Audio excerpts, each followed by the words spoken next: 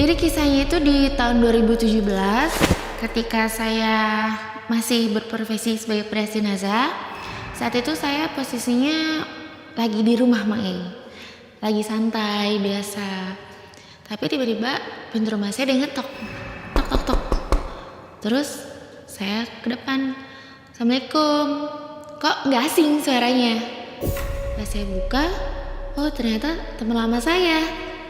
Yang memang setelah kita lulus sekolah udah masing-masing gitu Mang E. Dia kemana, saya kemana. Udah lama ibaratnya nggak berjumpa lagi. Tapi di situ dia kok kayak murung, posisinya mukanya itu seperti kusut. Lalu saya ajaklah dia masuk. Mat, masuk aja. Kenapa lu? Gue mau cerita nak. Oh ya udah, sini lu masuk. Si Rahmat itu sendirian Mang E. Dia cerita tentang orang tuanya yang memang berpisah. Tapi karena pelakor Mang E. Ya di situ dia itu anak bungsu. Dia 3 bersaudara. Dia punya kakak 2 tapi udah berkeluarga, udah misah. Dia kan sendiri. Nah di situ dia itu sama ibunya ikutnya Mang E.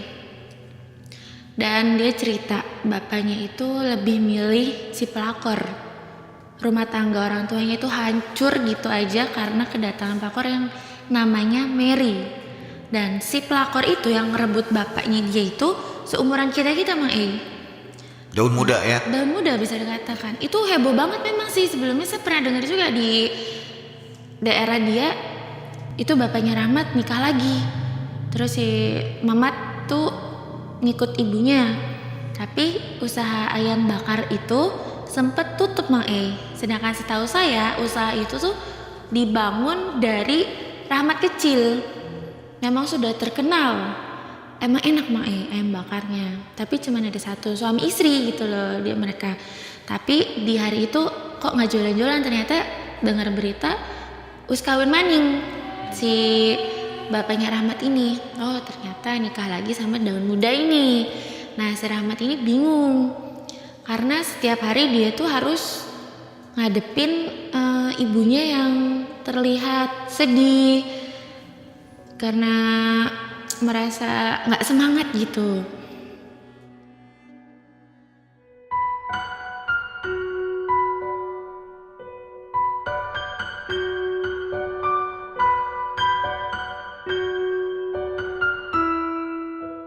Si Rahmat ini kan tinggal di kontrakan sama ibunya, udah misah. Tapi si bapaknya Rahmat ini selalu ngancem ke ibunya, kamu jangan buka usaha yang sama kayak saya. Tuh, Rahmat bingung, saya mau usaha apa? Sedangkan ibu saya itu menguasai bumbu-bumbu dan juga ibunya tuh pengen buka, cuman selalu diintimidasi sama si mantan ayahnya ini. Dan juga pelanggan-pelanggan yang lama juga pada bertanya, kemana si ibu? Nah, tapi kan si Rahmatnya juga mau jawab apa? Itu masalah keluarga. Dia situ nangis Mang E sama saya, gimana ya nah? Akhirnya dia tuh cerita ke saya Mang E. Disaranin sama bibinya. Rahmat itu punya bibi dan itu ada di daerah Banyuwangi. Bibinya itu namanya Dini. Nah, Rahmat ngomong sama aku, Diana, gimana kalau kita sewa mobil? Ada hal penting yang mau saya lakuin di sana. Saya di situ ngomong sama Rahmat, hal penting apa Mat emangnya? Ya adalah, nanti kamu juga tahu. Saya percaya sama kamu karena kamu tuh teman dekat saya nggak tahu mesti cerita ke siapa lagi nah. Kamu kan bisa nyetir mobil. Nanti kita sewa mobil aja nak ke sana. Kita ketemu sama bibi. Saya di situ mikir Mang E, mau apa ya kira-kira si Rahmat ya. Tapi kalau nggak ditolong kasihan karena kan posisinya dia nggak bisa nyetir mobil Mang E ya. Dia minta tolong saya dengan budget yang pas-pasan. Dia akhirnya sewa mobil tuh Mang E untuk kita pergi ke Banyuwangi. Oke lah Rahmat, saya mau. Kapan? Besok Diana. Saya prepare dulu, kalau kamu iya mau, yuk sama saya. Saya izin dong sama orang tua saya untuk ngantar Rahmat dengan alasan memang untuk keperluan kerja. Ya udah saya diizinin. Nah terus si Rahmat nggak sama ibunya juga izinnya sama, ingin keperluan kerja. Padahal kita pengen pergi ke Dini itu bibinya Rahmat, kita sebut aja bibi Dini. Kita berangkat dengan jalur darat kan. Cukup lama memang, istirahat di rest area. Kalau saya ngantuk ya saya tidur. Tapi saya masih penasaran tuh di situ kamu tuh mau ketemu sama bibi ada apa ya? Mau dikasih modal apa mau gimana? Nanti juga kamu tahu Diana. Udah kamu kesana aja yuk. Saya pokoknya ada perlu. Ya udah iya. Tapi situ saya penasaran banget, saya terus nanya sambil nyetir nih apa sih mau perlu apa nanti juga tahu. Tapi saya harap kamu jangan cerita ya ini karena memang saya percaya sama kamu. Dia bilang kayak gitu Ya udah iya. Akhirnya kita nyampe tuh di rumah bibi. Kita bermalam dulu di rumah bibi. Tapi aku belum tahu maksud tujuannya itu mau kemana.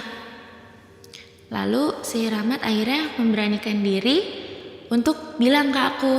Dan itu posisinya kita di ruang tamu. Kita udah nyampe tuh di rumah bibi Dini. Di situ Rahmat memang nggak apa-apa bi, ini teman baik saya, teman kecil. Jadi kasih tahu aja kalau emang tujuan saya kesini untuk pergi ke istana gua. Ya itu bertempat di Alas Purwo.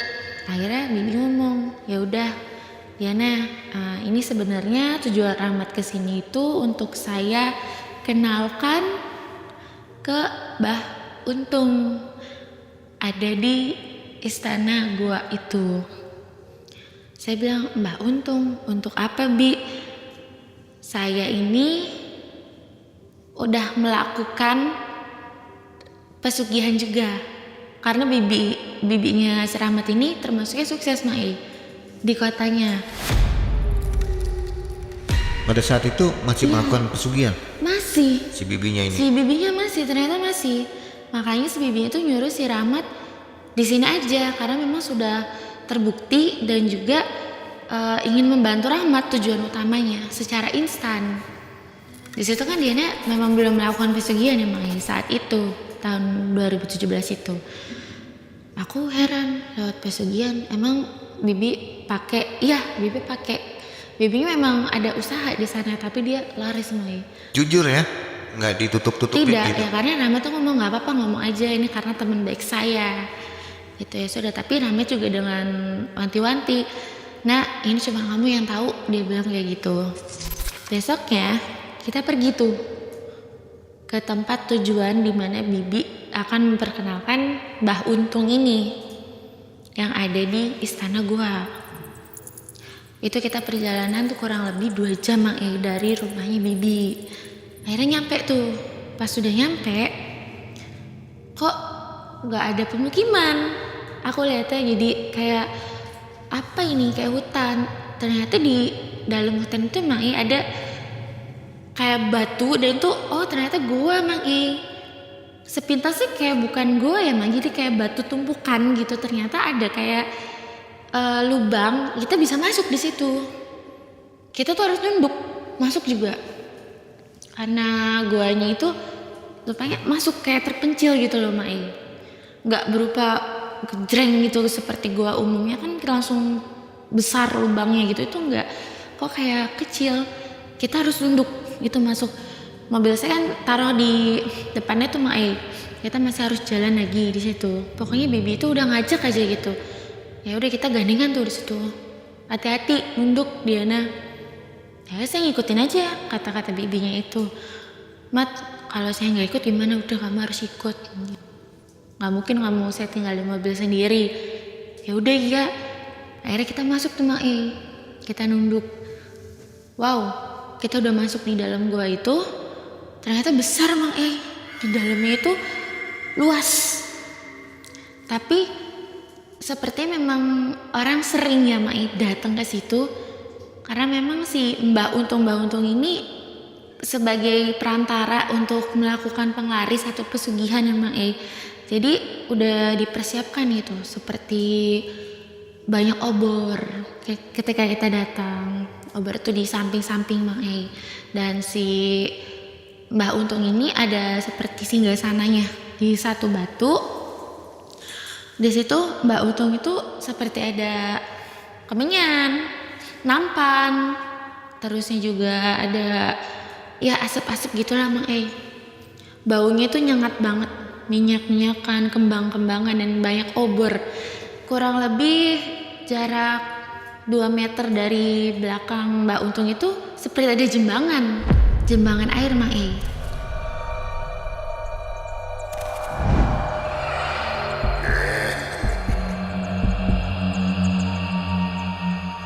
Ketika kita datang, dipersilakan duduk. Kita bertiga duduk tuh Mai di depan Mbah Untung. Kita duduk, Mbah Untung diam. Yang mulai obrolan itu Bibi. Mbah Untungnya ini tinggal di mana tadi? Dalam gua. Di dalam gua berarti? Iya. Kalau tadi datangnya nggak dengan kuncen, jadi kuncennya ada di dalam gitu? Ada di dalam, dan dalam tuh memang kayak ada seperti yang membantu perempuan. Kita nyebutnya Mbah juga sih, karena memang sudah tua juga, dia bungkuk. Pakai kain tapi dan kebaya tok gitu loh, seperti terus selendang. Dia tuh bawa kayak sajen gitu loh. Dan kalau ada tamu datang, kita tuh udah dipersiapkan, kita disuruh duduk gitu dan di ngayap. Asap tuh kayak dikekitain, dikelilingin. Tapi dia diem aja, nggak ngomong, nggak apa. Pokoknya Mbak duduk. Karena di dalam gua itu gelap? Iya, gelap, cahayanya tuh obor aja. Dini yang ngomong akhirnya, ngawitin ke Mbak Untung ini. Mbah, ini keponakan saya. Saya ingin mengantarkan dia tuh punya masalah keluarga. Diceritakanlah di situ sama si Dini. Kalau si Rahmat itu broken home, Rahmat itu tujuannya ingin gimana. Rahmat ada cerita ke Mbak Untung, karena ditanya, cerita aja. Rahmat cerita tuh sama Mbah. Gini loh Mbah, kisah hidup saya sangat rumit. Saya saat ini tinggal dengan ibu saya. Bapak saya lebih memilih istri mudanya, dan akhirnya ibu saya dicerai. Dan usaha kami pun berantakan. Yang tadinya sudah dibangun bersama, tapi sekarang dijalanin oleh bapaknya aja. Dan ibu saya diancam terus sama bapak saya, ingin buka usaha itu tapi tidak diperbolehkan. Sedangkan ibu saya itu basicnya memang jualan di situ, karena memang dari kecil usahanya itu ayam bakar itu Mang Ei. Rahmat ini maunya, dia ngomong tuh ke Mbak Untung, saya mau bapak saya itu sakit, saya mau balas dendam. Intinya balas dendam itu karena dia merasa sakit hati, dia diusir, ibunya diancam, terus dapat tekanan dari bapaknya, terus jadi Mary itu pelakor di situ yang utama. Lalu kedua, si Rahmat itu minta, dia pengen buka usaha yang sama seperti bapaknya buka, ayam bakar, dengan nama yang sama, karena memang dia merasa ibu saya lebih pintar gitu dalam meracik resepnya, lebih mengetahui gitu loh Mang Ei. Jadi dia mau juga usahanya dibikin laris, usahanya dibikin lebih unggul daripada bapaknya. Aku sempet nyenggol Rahmat, nyubit, Mat, kamu apa nggak keterlaluan? Kamu pengen bapakmu gini? Gak apa-apa, saya memang nggak suka. Nah, aku sempet bisik-bisik tuh, kamu nggak keterlaluan tak? Rahmatnya ya begitu, dia udah kalap aja gitu. Akhirnya Mbak Untung itu nggak lama nyuruh si pembantunya itu, mungkin ya si mbah yang perempuan itu, nyiapin sesuatu di jembangan air yang di belakangnya Mbah Untung. Si Rahmat itu suruh ganti baju, Mang Ei. Buka baju dan cuma pakai sarung tok. Dok, kamu ganti pakai sarung ini. Terus kamu berendam di belakang saya, ayo. Itu gelap loh Mang Ei. Kenapa si mbah ini nyebutnya, manggilnya itu Ndo? Kan Rahmat ini laki-laki. Gini Mang Ei, setahu saya nih ya, mbahnya itu sudah sepuh. Dia itu udah tua banget, dia bungkuk, dia sepuh, dan matanya itu seperti rabun. Ngeliat kita aja tuh sama samar. Mungkin karena penglihatan kurang jelas, jadi entah manggilnya Ndo. Semua dipanggil Ndo gitu ya. Dipanggil Ndo, ya. Kalau yang masih muda Ndo gitu ya. Betul. Sekalipun bibinya Mamat pun panggilnya Ndo. Oke. Si Rahmat akhirnya disuruh ganti sarung. Iki lo Ndo, ganti pakaianmu, pakai sarung aja. Rahmat itu ganti Mang Ei akhirnya. Dia buka celana, dia ganti sarung. Aku sama Bibi Dini cuman kayak pegangan aja. Aku bisik, Bi, Rahmat mau disuruh ngapain ya? Duh, disuruh berendam. Mungkin karena Bibi Dini sudah duluan tahu, jadi ya biasa aja. Aku loh sambil ngeliat ke sekeliling, gelap banget, apa ada ular apa enggak ya. Aku takut tuh, wedi nemen di situ loh Mang Ei. Nah, akhirnya si Rahmat itu dituntun sama Mbak Untung. Mbak Untungnya juga ke belakang si singgah sana yang kita duduk itu loh. Itu di Jembangan agak turun Mang Ei jalannya, kan batu-batu, emang agak licin. Aku ngikut di situ sama Bibi. Nah, agak turun tuh Mang Ei, seperti di bawah. Terusnya si Jembangannya itu cuman dilempar-lempar kembang sama si yang perempuan itu. Pure kok. Dok, masuk ke dalam Jembangan itu. Kamu semedi. Jangan ngangkat badan sebelum Mbah suruh selesai. Rahmat ikut karena memang dia berambisi banget untuk dagangannya laris, untuk bapaknya itu dia balas dendam ke bapaknya Mang Ei. Akhirnya dia turun. Padahal dingin itu kelihatannya ya Mang Ei. Si Jembangan itu airnya cukup dalam, bisa dikatakan ya sedada. Rahmat itu masuk ke Jembangan air, dia berdiri, posisi berdiri, tapi airnya sedada Mang Ei. Dia seperti ini, sedakep. Terusnya dia merem. Di situ si mbah perempuan ini seperti kidung. Dia itu baca mantra tapi kayak ngidung gitu loh Mang Ei. Dia kayak nyanyi tapi mantra dengan bahasa Jawa, dan tuh aku nggak bisa ngikutin ya Mang Ei karena memang merdu banget Mang Ei di situ, merdu banget. Dia keliling bolak-balik sambil nganuin kembang. Nah, si Mbah Untungnya ini ngambil bambu, dan itu bambunya ada di dekat Jembangan itu. Bambunya sudah diikat sama kain putih, cukup panjang, kurang lebih 1 meter. Nah, bambu utuh panjang gitu Mang Ei. Si Mbah Untung ikut turun ke dalam kolam Jembangan itu. Punggungnya Rahmat ditepok-tepok, kanan terus kiri, kanan kiri, sambil mengucap mantra juga. Dan si Mbah yang perempuan itu sambil nabur bunga dan juga ngidung, masih terus ngidung. Kurang lebih sekitar 5 menit Mang Ei. Setelah Mbah itu nepok-nepok itu, seperti ada angin ngembus. Itu obor aja si apinya tuh sampai goyang Mang Ei. Dan aku sampai, aduh ini ada apa ya, jangan-jangan kalau ini tuh obor mati gelap banget dong. Saya takut nih Bi. Udah kamu gak usah takut, kamu liatin aja. Aku dibisikin sama Bibi, nanti kalau ada yang muncul kamu diem aja kah, kamu gak usah teriak, kamu gak usah lari, pokoknya sebelah Bibi diem aja. Di situ saya tuh panas dingin, pokoknya grogi, terus ngeliat ada apa ya ini ya, bakal ada apa, soalnya angin kenceng banget Mang Ei di situ. Dan juga bau wangi tiba-tiba setelah angin berembus itu kenceng, kok bau wangi. Tapi saya dipesanin kalau ada yang muncul diem aja, itu bakal ada apa ini. Bener aja Mang Ei, di belakang si Rahmat ini itu si Mbah abis nepok-nepok, dia naik ke Jembangan itu. Jadi di kolam itu cuma ada Rahmat lagi. Si Rahmat masih tetap begini Mang Ei posisinya, dia sedakep terus dia merem. Si Mbah yang perempuannya sudah berhenti karena itu muncul sosok perempuan Mang Ei, dimana di belakang Rahmat tuh muncul gitu aja. Dan itu memang kayak, kan posisinya gelap Mang Ei, nggak terang ya, karena cuma pencahayaan itu obor aja.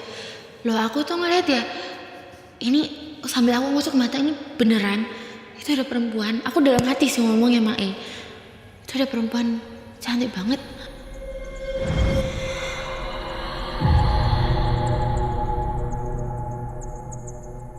Aku cuma nyenggol bibinya, oh ngode, aku nggak usah ngomong apa-apa. Dan si perempuan itu Mang Ei, dia itu persis di belakang Rahmat, pakai selendang, itu seperti pakai mahkota. Aku sendiri ngelihatnya itu cantik tapi serem Mang Ei. Iya memang dia cantik, saya akuin. Saya liatin aja, posisi kan gelap Mang Ei, siwer-siwer angin, terus cahaya obor kan nggak terlalu jelas juga Mang Ei. Di situ ngapain itu si perempuan itu ada di belakang si Rahmat. Rahmat diem aja di situ. Akhirnya Mbak Untung ngomong, Mat, ucap keinginanmu dalam hati sambil baca mantra, ikutin mantra yang Mbak Untung sebut. Akhirnya si Rahmat itu mengucap dalam hati dan juga mantranya diucapkan secara lisan gitu Mak Ei. Disikap tuh si Rahmat setelah itu, pakai selendang itu loh, pakai selendang diginiin.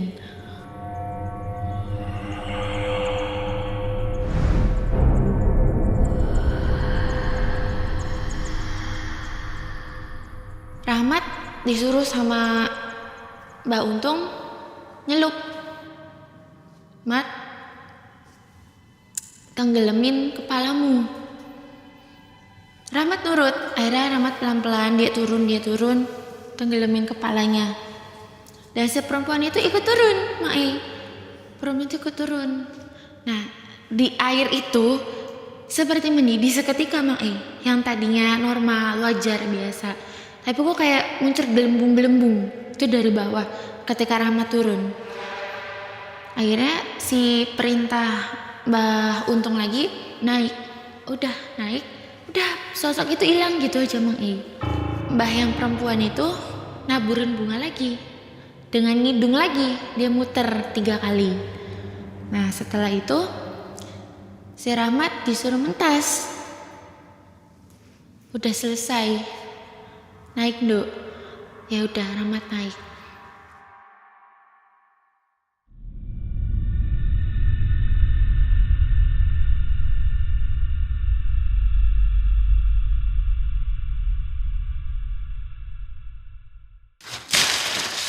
Nih, ada topi nih.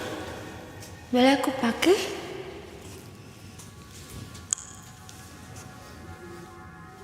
Ih, nggak pas. Keren. Fit. Aku nanya dong, kan dia posisi basah semua tuh Mak Ei. Mat, gimana rasanya Mat?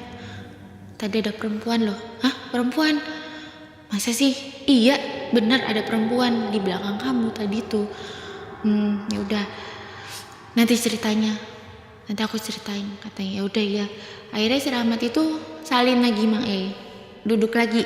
Kita bertiga duduk lagi tuh di tempat yang semula kita cerita sama Mbak Untung. Di situ Mbak Untung ngasih 3 jenis Mak Ei. 3 jenis bisa dikatakan untuk pegangan Rahmat.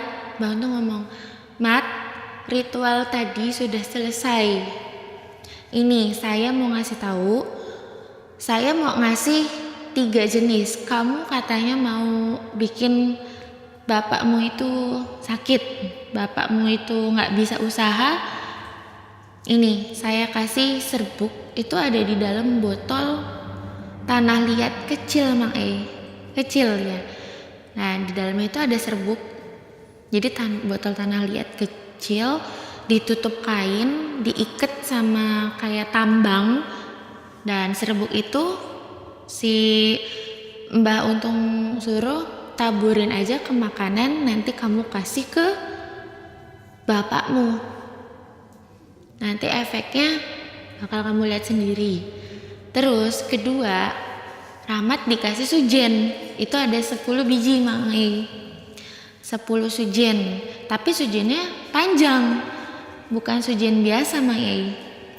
Si sujen ini seperti emang udah dirancang sama Simbah untuk si Rahmat, jadi kayak ulir, kayak keris gitu loh, tapi agak ulir ya, dia bisa nggak lempeng gitu loh Mak Ei.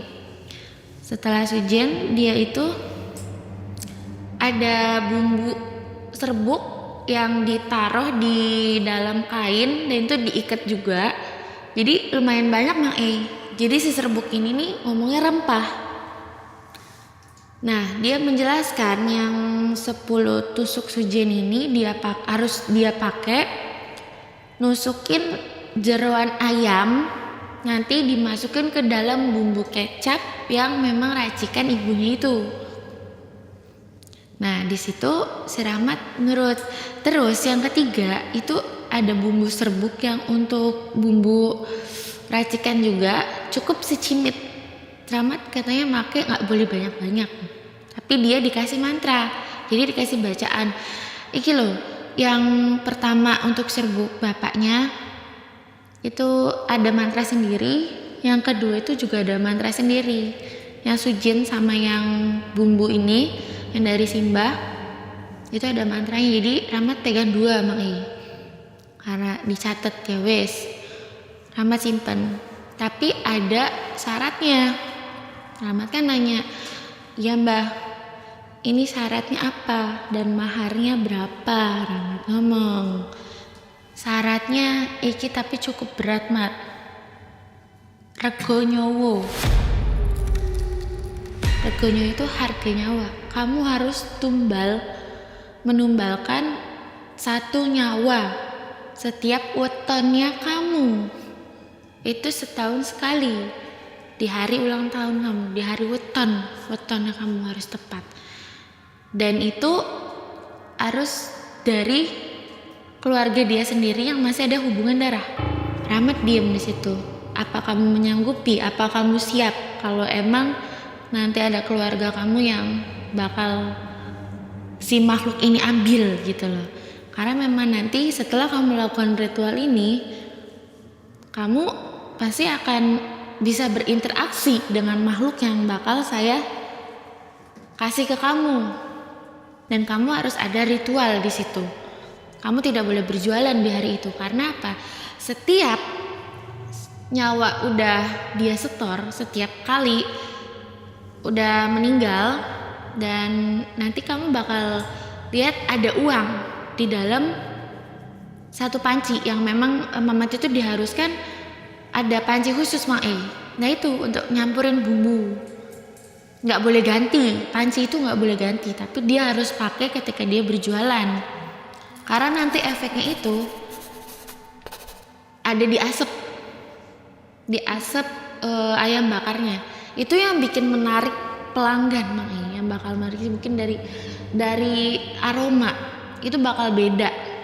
Setelah seperti itu, maharnya berapa Mbah? Kamu gak usah mikirin mahar dulu.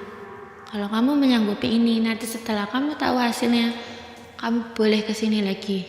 Tapi dengan syarat, kamu harus ngambil rambut siapapun nanti yang diambil sama makhluk itu, rambut itu harus kamu setor ke saya. Jadi setiap kali ada tumbal Mang Rahmat itu suruh gunting rambut si korban, dan itu harus disetor ke Simbah, mungkin supaya buat bukti Mang Aku bilang, Mat, yakin kok ya Mat, yakin. Dia ambisius banget Mang di situ. Ya udah, akhirnya selesai tuh Mang ritualnya. Kita balik salaman tuh sama Simbah. Itu urusan sama Bibi Dini, ada obrolan tapi saya tidak tahu, saya sama Rahmat duluan ke atas. Ya sudah, sampailah kita di mobil. Bibi Dini juga nyusul, kita bertiga Mak Kita balik tuh perjalanan ke rumah Bibi. Di situ kita langsung pulang aja. Setelah kita pulang, kan udah tuh dia mempersiapkan, bilang sama ibunya, ini udah pulang nih Mah, kita nanti buka ayam bakar aja lagi. Udah Mama gak usah takut ditekan sama Papa lagi. Mama gak usah takut Papa ngancem lagi, nanti biar Mamat yang ngurusin. Tapi mamanya ragu, tapi Mama gak mau nanti jadi musuh, gak mau nanti jadi perkara Mat.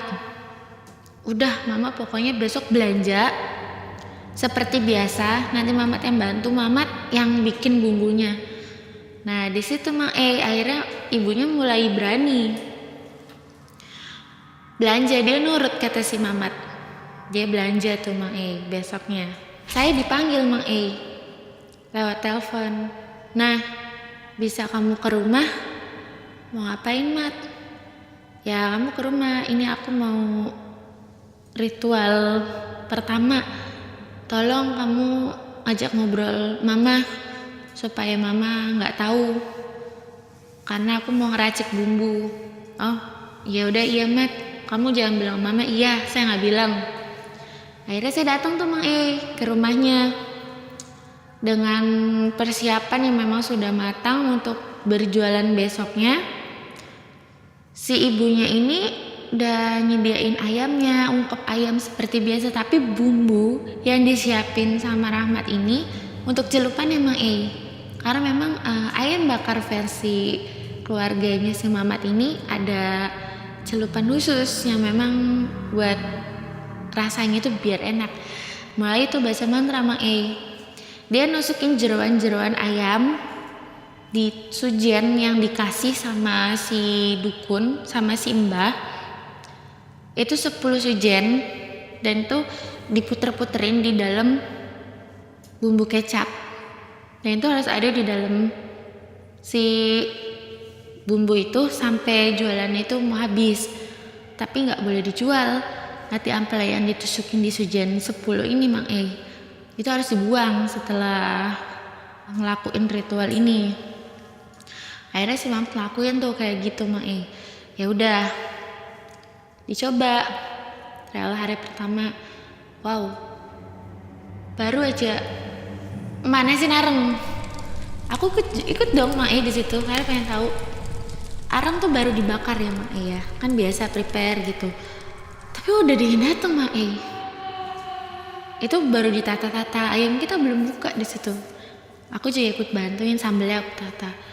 Bu, udah buka belum? Saya mau pesen ya 10 box. Hah? Langsung datang lagi tuh Mang pelanggan lagi. Itu kita belum sama sekali, ayam tuh belum ada yang dibakar, tapi baru arang dipersiapkan. Ya ibunya seneng dong, baru buka tapi udah ada yang datang nunggu. Dan itu memang pesanannya nggak 1-2, langsung 10-20 box gitu ya, memang udah paket. Nah di situ, wow, baru aja itu ya ayam dibakar nih Mang asapnya kan kemana-mana. Itu makin orang datang sampai ibaratnya waiting list tuh Mang nggak wajarnya kayak orang kepikat gitu loh. Nah udah tuh beberapa hari tuh Mang seperti itu, sampai aku tuh wow, begini banget ya emang efeknya itu. Rahmat cuman senyum, ngefek yuk kata Rahmat. Aku udah kayak gini, aku sendiri nggak berani nyicipin Mang setelah tahu ada ritual seperti itu. Hari ke-10 berjualan itu bapaknya itu datang ke lapaknya si Rahmat. Dia ngomong sama Rahmat di belakang lapak, kamu berani buka ya di situ loh. Kenapa enggak? Ini usaha ibu saya. Di situ mereka bertengkar kecil di belakang. Tapi si Mamat itu coba tenang karena dia nggak mau bapak ini curiga kan. Ya udah Pak, kalau gitu nanti Rahmat mau silaturahmi sama bapak. Maaf kalau Rahmat. Akhirnya dia mancingnya seperti itu loh Mang Tapi di hari ke-10 itu aku heran loh Mang, dia tuh sudah punya motor baru. Padahal baru 10 harian, belum ada sebulan. Mat, udah punya motor baru nih. Iya, saya beli cash. Nih udah banyak gitu. Yang beli banyak banget. Katanya sih dengar bapak tadi kesini, tahu nggak? Bapak tuh marah sama saya karena pelanggannya itu pada kesini semua. Ya katanya di sini lebih enak. Dia bisik-bisik ke aku kayak gitu Mang bilangnya kayak wah berarti Mbak Untung emang the best, ngefek loh ini. Aku di situ sampai geleng-geleng. Ya iya, orang kamu ambil jalan pintas kayak gini kok, ya nggak apa-apa. Diana, aku mau ke bapak, kamu temenin aku ya. Ini aku mau ngasih makanan sama bapak sama si pelakor itu. Kita pura-pura baik aja ke situ. Kamu ikut aja sama aku. Ya udah ya. Akhirnya dia beliin tuh beliin kayak kue, tapi ditaburin tuh si serbuk yang ada di tanah liat kecil itu, dan sambil baca mantra si yang Mbak Untung kasih di kertas kecil itu bahasa Jawa lagi nang. Dibaca lah itu sambil ditabur-tabur. Nah, si kue itu cuman boleh dimakan sama yang dituju. Akhirnya dia silaturahmi ke si bapaknya itu. Pak, aku mau ngasih ini, sekalian ngasih uang juga. Karena ngerasa Mamat itu udah sukses, jadinya bapaknya marah. Ngapain kamu ngasih saya uang? Udah sana kamu pergi aja, urus sana ibumu. Nah, bapaknya tuh marah karena buka usaha yang sama, bilang kamu ngerebut pelanggan saya semuanya. Ya udah Pak, sama-sama aja. Seramat bilang kayak gitu ke bapaknya. Saya kalau nggak usaha ini mau usaha apa lagi? Ini buat bapak semoga suka. Ya si bapaknya luluh karena dikasih buah tangan, terus dikasih uang. Makasih. Nah, tapi dengan jutek, tapi si istrinya itu seneng banget kayak wow, si Rama tuh bisa ngasih sekarang. Uangnya langsung direbut tuh sama si Mary. Masa amplop kan harus buat si bapaknya, tapi Marynya yang ngambil. Nah di situ si bapaknya itu makan tuh Rahmat harus mastiin si bapaknya itu makan kue yang Rahmat kasih. Dipotongin tuh sama si Rahmat kuenya. Nih Pak, dicobain, enak, kuenya mahal. Makan tuh si kue yang dikasih sama Rahmat. Rahmat dengan pandangan dingin dan licik, kena loh, bisik ke aku. Nah akunya aduh, Mat, kamu durhaka banget. Enggak, biarin aja. Ya sudah, Rahmat pulang karena udah mastiin si bapaknya itu makan kue itu sih. Akhirnya kita pulang. Besoknya kita dengar bapaknya jatuh sakit. Dia batuk-batuk. Tapi seperti parah gitu loh Sampai akhirnya dia itu nggak mau berjualan karena batuk-batuk terus. Dan itu berlangsung selama berhari-hari ternyata. Besoknya lagi nggak buka. Itu kisar waktu 6 bulan. Kita udah 6 bulan kemudian Rahmat punya mobil yang tadinya aku lihat punya motor baru. Terus aku ke situ lagi tuh ngelihat, wow, ada mobil sekarang. Lu kapan belinya, Mat? Baru bulan kemarin. Lu kemana aja? Karena kan itu lama gak ketemu ada aja yang baru. Kemarin motor baru, sekarang ada mobil. Nah terus dia juga rencana mau pindah kontrakan. Di situ belum ada tumbal ya? Belum. Akhirnya si bapaknya itu rupanya nggak berjualan lagi, makin parah kondisinya. Tapi Rahmat sekalinya jenguk bapak itu memang dia terus berkali-kali ngasih serbuk itu ke makanan yang dia buat jenguk bapaknya itu.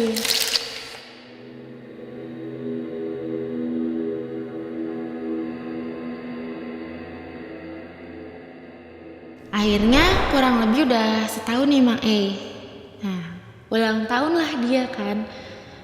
Dia cerita sama aku Nah ini aku udah deket sama hari ulang tahun, berarti udah wetonnya aku ya. Nah iya, aku diimpening. Dia bilang dia mimpi Dia tuh mimpinya tuh seperti nyata.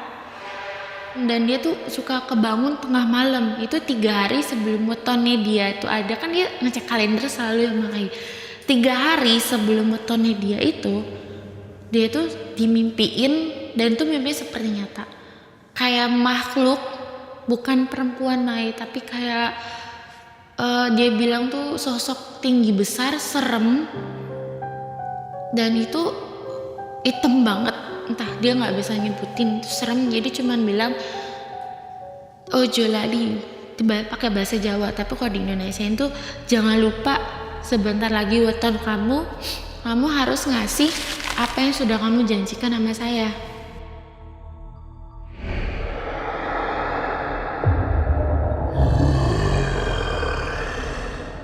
Dia bingung, duh siapa ya kira-kira ya. Dia kan nggak tahu bakal siapa nih yang bakal jadi itunya. Akhirnya di mimpi itu dia nyeletuk Mae, bilang kakakku. Sampai di hari wetonnya itu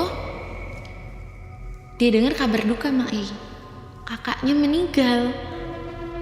Loh dia kaget, hah kakak meninggal? Tapi kan udah dia ingat kalau wetonnya dia itu gak boleh jualan. Kita langsung tuh ke situ. Itu sama aku lagi posisinya Mang. Itu sama aku minta diantar lagi. Kita sama ibunya. Kita ngelayat. Kita ke rumah tua, ke rumah kakaknya. Terus diceritain sama istrinya. Karena kakaknya laki-laki Mae. Jadi si kakaknya itu jatuh dari kamar mandi.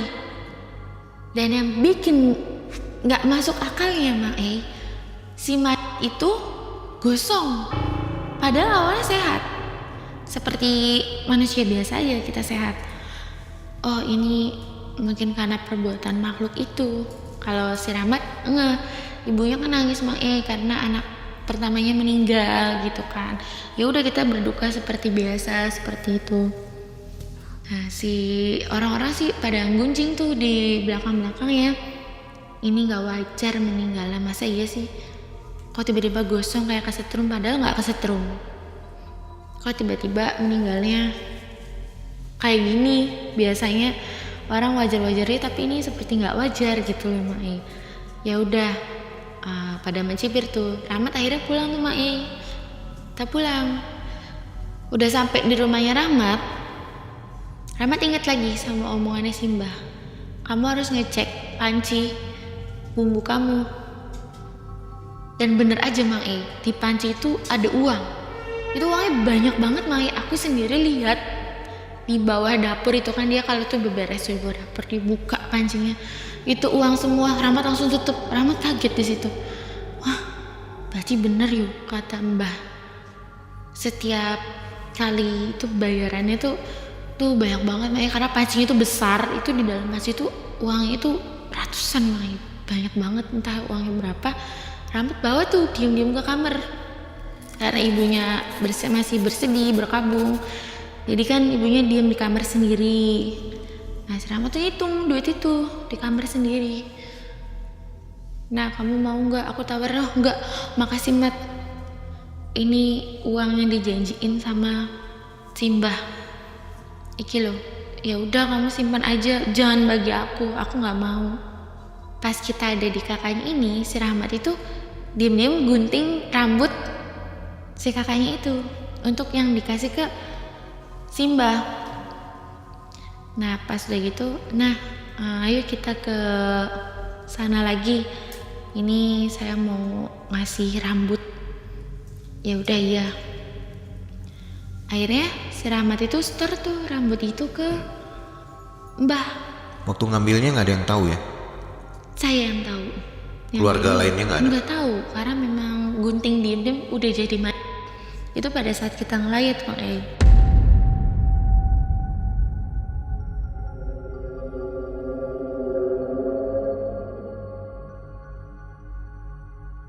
Besoknya dia ngajak saya lagi ke Banyuwangi buat ngasih. Kita ke Bibi Dini lagi. Bi yang meninggal kakakku sini. Bibinya cuma ngangguk. Kasih lagi tuh ke Simbah. Dia kasih, Mbah buka kain putih yang isinya rambut si kakaknya itu. Mbahnya tuh tertawa Mae. Akhirnya Mbah itu bakar rambut kakaknya itu dikemenyet. Itu kita masuk lagi kan ke Goa Alas Purwo itu. Setelah rambut dibakar itu ada lagi Mae. Itu seperti angin lagi, dan sosok perempuan itu datang lagi Mae. Di situ datang ada di Jembangan, tapi posisi Rahmat tuh nggak masuk Jembangan. Si perempuan itu seperti berterima kasih seperti ini. Dan si Mamat itu ngeliat bayangan kakaknya itu ada di samping si perempuan cantik ini, tapi dengan posisi yang udah kaku dan gimana ya Mak, posisinya itu aku pun lihat bayangannya, bukan sekedar hayalan, itu nyata banget itu. Si kakaknya itu ada di samping makhluk itu, dijerat tali, lalu masuk dia ke dalam air jembangan seperti ini, seperti berterima kasih si perempuan ini itu loh. Tapi dengan kondisi kakaknya yang serem Mak. Dia terjerat tali, terus muka yang udah penuh luka, terus gosong. Dia masuk ke dalam air lagi. Oh seperti itu. Dan Mbah itu nanya kan, kamu sudah lihat? Ya, Rahmat sudah lihat. Ada uang. Itu uang imbalan setiap kali kamu memberikan wadal kepada Nyai. Kita manggilnya Nyai. Matur suwun Nyai, si Rahmat bilang seperti itu. Dengan sopan, ya sudah, si Mamat nyelipin amplop. Itu untuk Simbah. Mungkin itu mahar pertama. Simbah berterima kasih, dipersilakan pulang lagi. Ya udah, akhirnya itu kita pulang lagi Mai. Kita ke Banyuwangi untuk ngasih rambut itu aja. Setelah itu Rahmat kembali melakukan ritual seperti biasa dengan kesehariannya seperti itu. Kondisi bapaknya itu semakin parah Mang Dikasih tahu pun tapi kayak orang linglung. Anaknya meninggal. Tapi seperti nggak sadar. Si Rahmat malah seneng gitu. Jadi semakin kondisi gini, si pelakor Mary ini ngomong, bapak kamu udah gak ada gunanya. Udah aku serahin aja bapak kamu sama kamu. Bawa nih bapak kamu. Atau aku yang pergi dari sini, tapi aku minta harta. Saya gak mau pergi gitu aja. Karena dia tahu Rahmat kaya. Akhirnya si Rahmat juga mengiyakan. Ya udah, Rahmat ngasih gitu aja tuh Mai uang ke si Mary. Akhirnya Mary ninggalin si bapaknya Rahmat ini karena ngerasa udah gak berguna, dia udah sakit-sakitan, dia seperti orang linglung dan usahanya pun bangkrut. Jadi ayam bakar sekarang cuma digeluti satu orang aja, yaitu ibunya Rahmat aja. Tapi ya itu Mai, pokoknya tiap bulan ada aja gitu gebrakannya si Rahmat. Ada aja yang baru, ada aja yang pelanggannya itu makin banyak Mang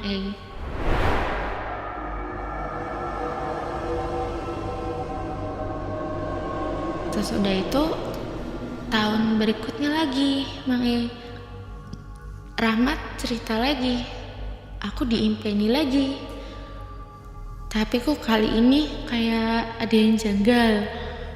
Kenapa ya aku tuh kayak gak bisa tenang. Padahal biasanya juga gak seperti ini. Aku seperti diberi sinyal bahwa kamu tuh akan kehilangan orang lagi. Tapi dia gak tahu siapa lagi nih yang bakal diambil. Lalu pas hari wetonnya dia lagi, di situ dia kan gak berjualan lagi Mai. Dapat kabar duka lagi, ternyata kakaknya lagi yang kedua. Karena Rahmat punya dua kakak, satu laki-laki, satu perempuan Mang Itu satu rumah? Beda rumah, udah misah semua. Karena Rahmat itu anak bontot, anak bungsu yang ikut sama ibunya. Nah di tahun kedua ini ibunya makin terpukul kan, karena kehilangan dua anak dalam tahun yang berturut-turut. Yang pertama anak pertamanya, yang kedua anak keduanya. Dia sampai kayak sempet depresi, sempet kayak down gitu. Diajaklah untuk ngelayat lagi Mang Yang kedua ini anak perempuan, kakaknya perempuan, tapi dia janda Mang Anak-anaknya cerita lagi akhirnya dengan kondisi yang sama. Yang kedua ini posisi yang melotot, mata ngebelalak dan mulut nganga. Tapi kecelakaan, bukan jatuh di kamar mandi Mang Anaknya bilang, mamanya pulang kerja, tapi kecelakaan. Tapi dengan kondisi jatuh yang seperti itu lagi, kondisi yang gosong, terus tiba-tiba seperti kurus kering gitu lah Mang Ai. Akhirnya Rahmat ya motong itu lagi Mang Ai, motong rambut yang perempuan ini, kakak perempuannya, dia simpen lagi seperti biasa. Rahmat ini kayak wah, dia makin senang dong Mang Ai, kayak yang dia bakal dapet duit lagi nih, karena tahu di dalam panci itu bakal ada uang lagi Mang Ai. Ya udah, dia pulang tuh sama ibunya seperti biasa. Dia ngecek panci, ada Mang Ai, uang itu lagi. Ini kita udah tahun 2019. Nilainya berapa itu ya? Banyak Mang Ai, Rahmat bilang tuh udah 200 juta lebih. Entah dia gunain untuk apa, pokoknya dia itu. Nah di tahun itu dia nikah Mang Ai, karena dia merasa sudah mampu, sudah cukup.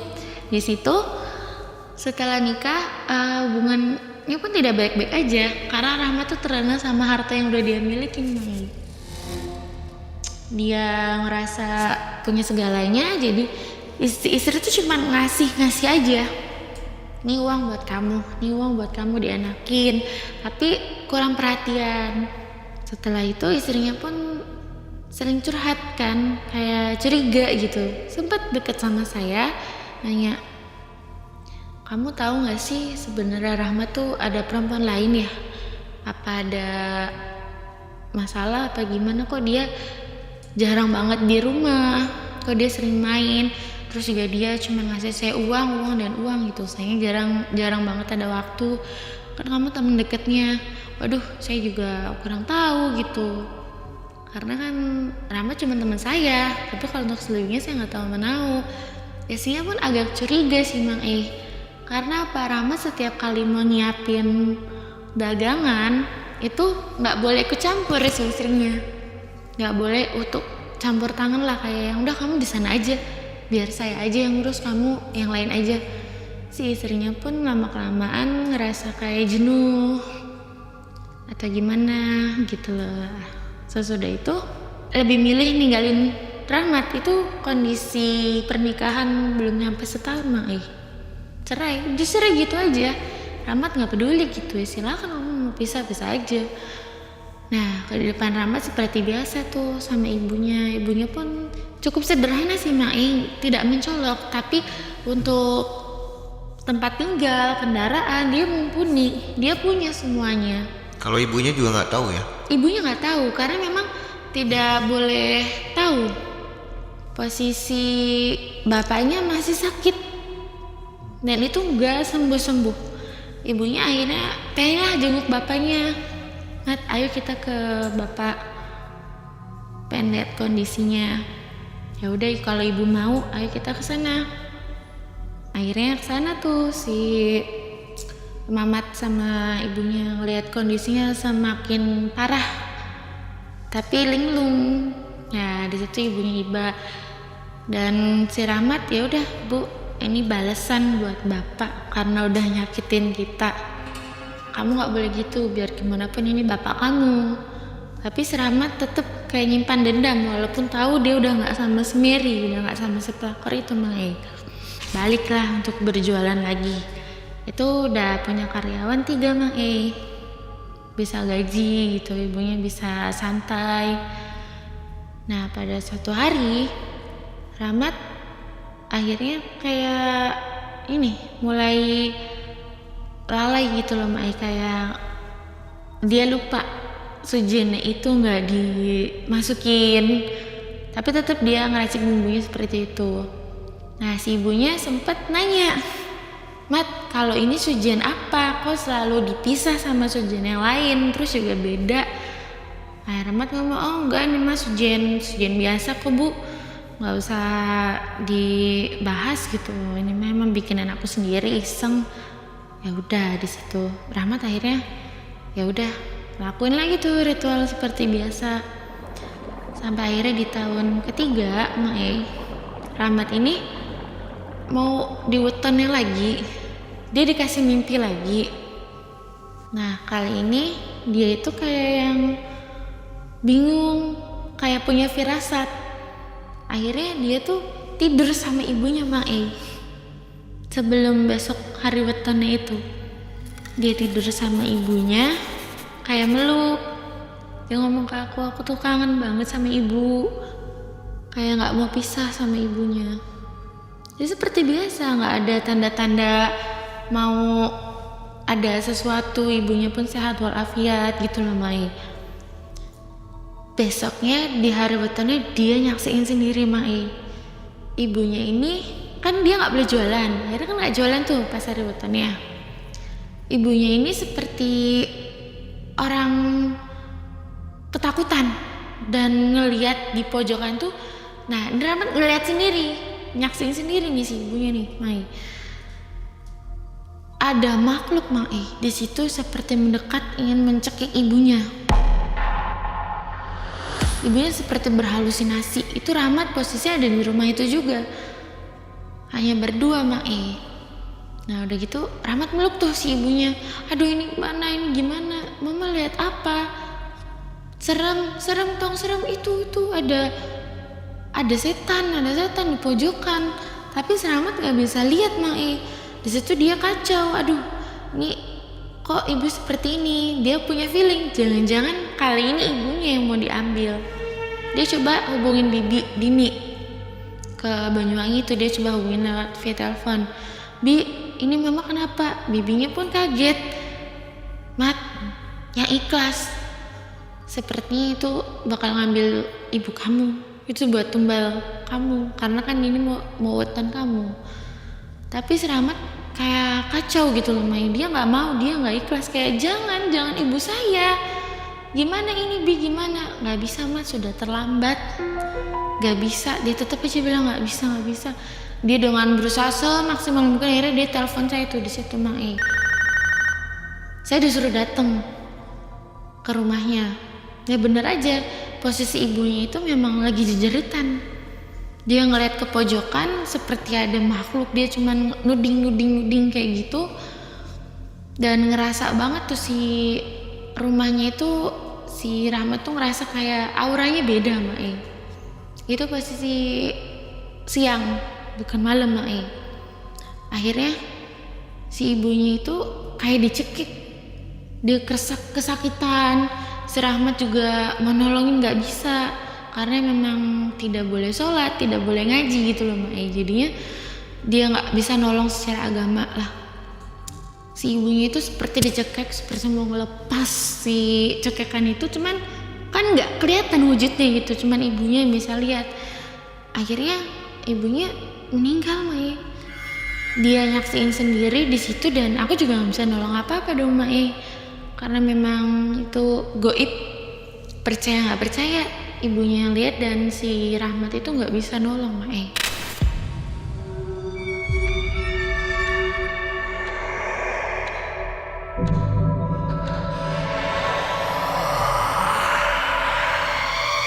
Rahmat nangis kejer di situ. Rahmat kayak yang, wah ini kenapa harus ibu saya?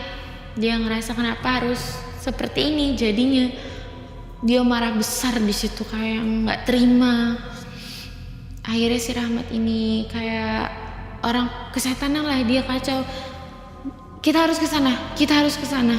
Maksudnya ke Mbah. Nah, dia nggak terima, kenapa harus ibunya diambil? Sudah, ibunya dimakamin. Tapi dengan penuh amarah, dia ke Banyuwangi. Dia ke Bibi Dini.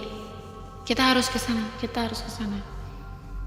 Dia marah, kan nggak ngebawa rambut tuh Mak E. Karena apa? Itu ibunya dia sendiri. Wah, dia di situ ngamuk parah Mak E sama si Mbah. Tapi si Mbahnya nggak bisa berbuat apa-apa, karena memang itu tumbal yang harus dia bayar karena sudah perjanjian. Akhirnya Rahmat ya mau gak mau harus merelakan, harus mengikhlaskan. Tapi dia gak ngambil si rambut ibunya itu Mak E. Kan gak tenang akhirnya. Dia pulang tuh ke rumahnya lagi. Dia seperti dihantuin. Hari-hari dia itu lewatin tuh kayak ada sosok ibunya lewat. Dia kayak berhalusinasi sendiri akhirnya. Dan juga dia seperti ditagih sama si makhluk itu. Dia seperti dikejar-kejar sama si nyai. Dia ngerasa kayak ada di rumah itu. Sampai akhirnya dia kayak orang gila gitu loh Mai. Uang udah dihambur-hamburin gitu aja. Pernah dia tuh kayak cuman sawer ke tetangga-tetangganya, dia ngambil uang diamburin gitu aja. Setelah ibunya nggak ada nih Mai, kejadian aneh seperti itu. Terus di rumahnya itu menurut tetangga sekitar serem, auranya itu serem. Terus seperti kayak ada jeritan, tapi kan rumah itu cuma ada Rahmat aja. Tapi tetangga-tetangganya bilang kayak yang aduh serem lah Mai, ada sekelebatan bayangan. Terusnya juga ada wewangian kadang, dan si Rahmat kadang jerit-jerit gitu loh Mai. Dan Rahmat lama-kelamaan diajak ngomong juga jadi nggak nyambung Mai. Aku datengin ke situ, Mat, sabar. Tahlilan pun enggak, karena dia di situ udah kacau banget deh pokoknya. Si Rahmat itu gila, tapi hartanya habis gitu aja. Bapaknya itu belum meninggal, posisinya masih seperti itu. Sejak ditinggal ibunya, pokoknya Rahmat tuh kacau, nggak karuan hidupnya. Istrinya ninggalin, ibunya nggak ada, kakak-kakaknya nggak ada, dia juga nggak punya keturunan. Harta bendanya udah dia relain gitu aja. Sampai akhirnya dia tuh sekarang berkeliaran rumahnya suwung, rumahnya jadi angker, dibiarkan kosong gitu aja. Dengan udah kosong, nggak ada benda-benda, usahanya pun sirna gitu aja, tidak ada yang melanjutkan. Dan si Rahmat tuh luntang-lantung sekarang ya. Dia suka keliling-keliling ke daerah-daerah. Kalau bapaknya siapa yang ngurus ya? Nggak ada yang ngurus Mai. Terus gimana? Lebih tepatnya belas kasihan tetangga. Sampai udah nggak sadar? Sadar, tapi kayak orang gila. Dan bukan kayak orang gila ya, lebih tepatnya linglung Mai. Nggak tahu siapa-siapa, cuma kalau dikasih makan iya dia makan, kalau dikasih minum dia minum. Tapi dia nggak bisa diajak interaksi, jadi cuman hidup dengan belas kasihan tetangga-tetangganya. Masih hidup sampai sekarang? Masih hidup Mai. Dan si Mamatnya juga posisinya stres gila.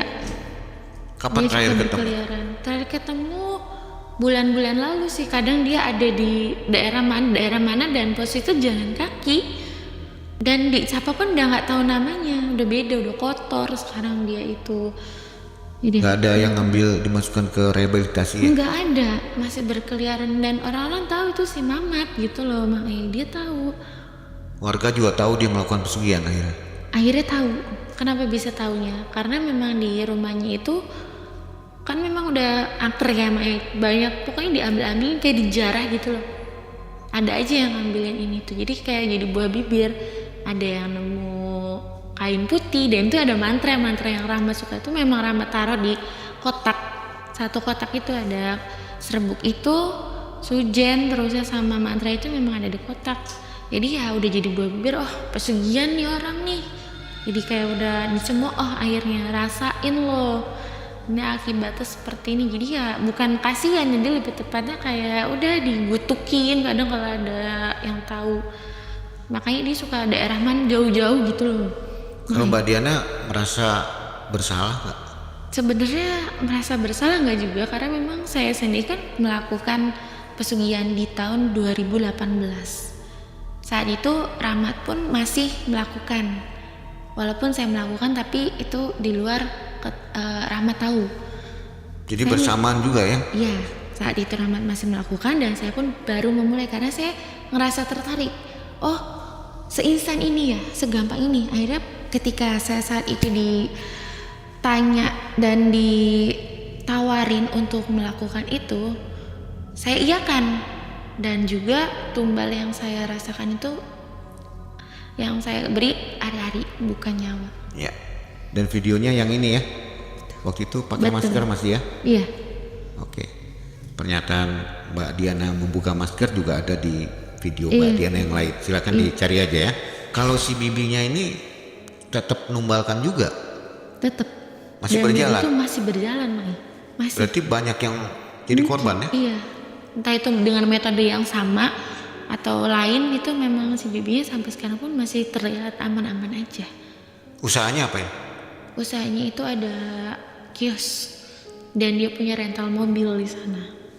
Orang kaya ya? Ya, bisa dikatakan orang mampu.